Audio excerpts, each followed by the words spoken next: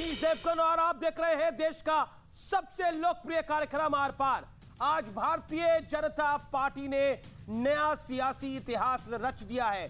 3 दशक के बाद ऐसा पहली बार हुआ है कि जब लगातार दूसरी बार किसी पार्टी की सरकार सत्ता में आई है।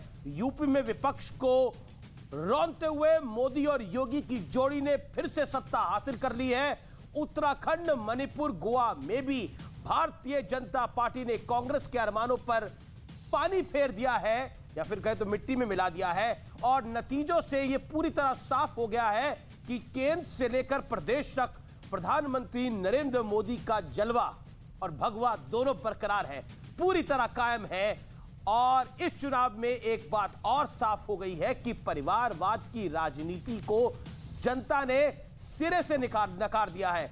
चाहे वो गांधी परिवार हो, चाहे वो यादव परिवार हो, चाहे पंजाब का प्रतिष्ठित बादल परिवार हो, वो अकाली दल में हो, कांग्रेस में हो, इन सबको जबरदस्त झटका लगा है। और पंजाब की सियासत में विरोधियों को सबसे बड़ा झटका दिया है अरविंद केजरीवाल ने। पंजाब में केजरीवाल की ऐसी आंधी चली कि बड़े बड़े धुरंधर औंधे मुंह गिर गए। कैप्टन अमरिंदर सिंह, सरदार नवजोत सिंह सिद्धू, विक्रम मजीठिया, सीएम चरणजीत सिंह चन्नी अपनी दोनों सीटें हार गए। विक्रम मजीठिया सब अपना चुनाव हार गए हैं, लेकिन बड़ा मुद्दा है कि क्या इन नतीजों में 2024 के लिए कोई बड़ा संदेश छुपा है। अगले 1 घंटे आर पार में इसी सवाल पर होगा सबसे बड़ा विश्लेषण, क्योंकि आज 5 राज्यों के नतीजे आए हैं जिसको बीजेपी ने 4-1 से जीत लिया है।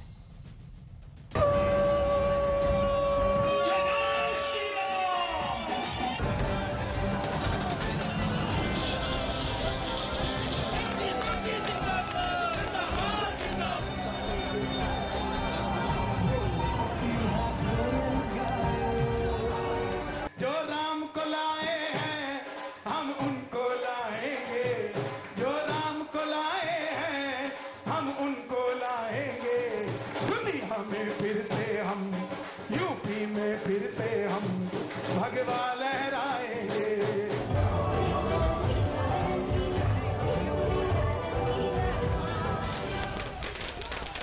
इस बार उत्तर प्रदेश में रंगों वाली होली 10 दिन पहले ही मनाई जाएगी।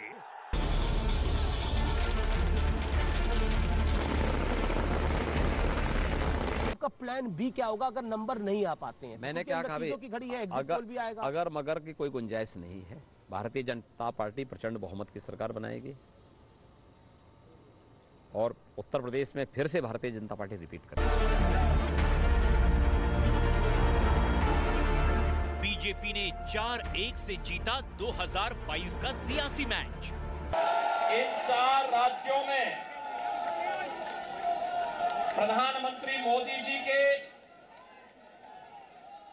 विकास और सुशासन को एक बार फिर से जनता जनार्दन ने अपना आशीर्वाद दिया है।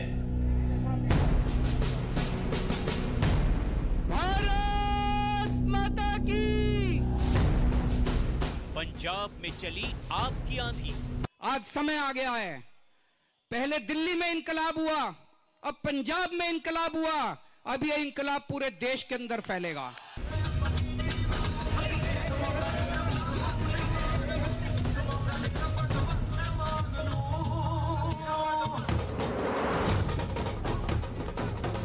लेकिन आज सबसे बड़ा सवाल है कि क्या 2022 का नतीजा 2024 के लिए सीधा संदेश है। इस पर होगा सबसे बड़ा सियासी विश्लेषण।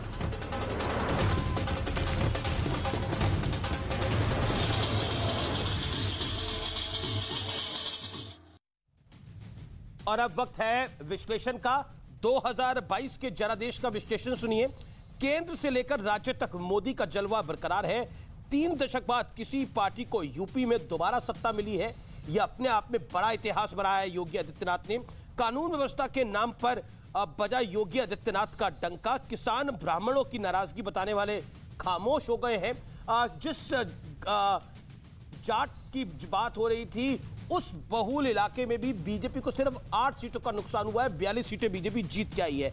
राहुल के बाद यूपी में प्रियंका गांधी वाड्रा भी फ्लॉप शो साबित हुई है। परिवारवाद की राजनीति पर पूर्ण विराम लग गया है। जिस तरह से पंजाब में बादल्स, यूपी में यादव्स और गांधी का डिबैकल हुआ है, उससे यह बात स्पष्ट है कि इस देश का युवा अब परिवारवाद को नहीं चाहता। वो मेहनतकश नेताओं को आगे देखना चाहता है, चाहे वो अरविंद केजरीवाल हो, चाहे वो योगी आदित्यनाथ हो, उनको आगे देखना चाहता है। यह बड़ा इंटरेस्टिंग फैक्ट निकल के सामने आया है। मेरे साथ बात करने के लिए सुधांशु त्रिवेदी हैं, राशिद अलवी हैं, एमएच खान है, वंदना सिंह है, शांतनु गुप्ता है, जाने माने चुनाव विश्लेषक, और साथ ही साथ मेरे साथ संजय कुमार जुड़ रहे हैं। अभय दुबे जुड़ेंगे, कांग्रेस के प्रवक्ता। लेकिन मैं सबसे पहले रुक कर सकता हूं कैलाश विजयवर्गीय का, इस समय मेरे साथ जुड़ रहे हैं, बीजेपी के राष्ट्रीय महासचिव हैं। अब की होली होली कैलाश विजयवर्गीय, आप जिस काम के लिए गए थे उसकी तो आवश्यकता ही नहीं पड़ी, बीजेपी ने तो उत्तराखंड के अंदर इतिहास बना दिया। आप भी मुस्कुरा रहे हैं मेरी बात सुनकर। आपको लग रहा था 4-5 का कहीं खेल फंसेगा तो मेरी जरूरत पड़ जाएगी।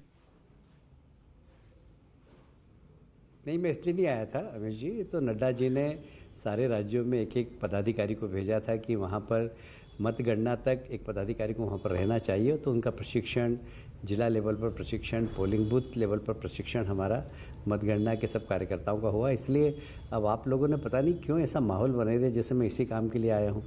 अरे तो कैलाश जी, मेरा परिचय आपसे 15-20 सालों का है, 16 सालों का तो है ही टू बी प्रिसाइज, और मैं भी जानता हूं आपको जेपी नड्डा जी ने वहां पर क्यों भेजा था। आप भी जानते हैं कई बार कोई चीज कहने की आवश्यकता नहीं पड़ती, हम समझ जाते हैं।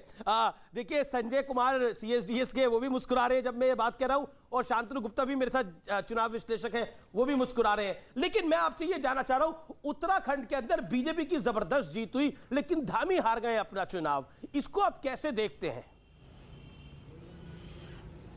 देखिए, धामी जी एकदम फ्रेश चेहरे थे, कभी मंत्री रहे नहीं, उनको मुख्यमंत्री की जवाबदारी सौंपी और पार्टी ने कहा कि अब आपके नेतृत्व में यहाँ सरकार बनानी है। उन्होंने बहुत ईमानदारी से पूरे प्रदेश में घूमे वो, और अपनी कॉन्स्टिट्यूंसी पर उन्होंने ध्यान नहीं दिया, बहुत कम गए वो। तो कभी कभी हो जाता है ऐसा, पर दुर्भाग्य है उनका भी और हमारा भी, क्योंकि एक बहुत अच्छे नेता हैं वो। उन्होंने 6 महीने के अंदर जिस प्रकार 7,000 के लगभग 6,900 के मार्जिन से चुनाव हार गए हैं, तो क्या अभी भी वो सीएम की रेस में होंगे, या फिर पार्टी जिस तरह से हिमाचल में प्रेम कुमार धूमल हार गए थे, वो कैंडिडेट थे, सीएम कैंडिडेट थे, लेकिन फिर बदल गया था, क्या कहना चाहते हैं इस विषय पर आप? देखिए अभिष भाई, इसके ऊपर तो मैं कोई टिप्पणी नहीं कर सकता, क्योंकि हमारे यहाँ तो कोई एक व्यक्ति की पार्टी तो ही नहीं। आपने कहा कि परिवारवाद वाली पार्टी नहीं है, पार्टी तो हमारे यहाँ इंटरनल डेमोक्रेसी, हमारे यहाँ विधायक दल की बैठक होती है, नेता चुना जाता है, फिर पार्लियामेंट्री बोर्ड में जाता है, फिर उस नेता के नाम पर मोहर लगती तब जाकर उम्मीदवार डिक्लेयर होता है। तो अभी इसके ऊपर मैं कोई टीका टिप्पणी नहीं कर सकता, किंतु हाँ, उनके नेतृत्व में ही हमने सरकार बनाई है, और उन्होंने जो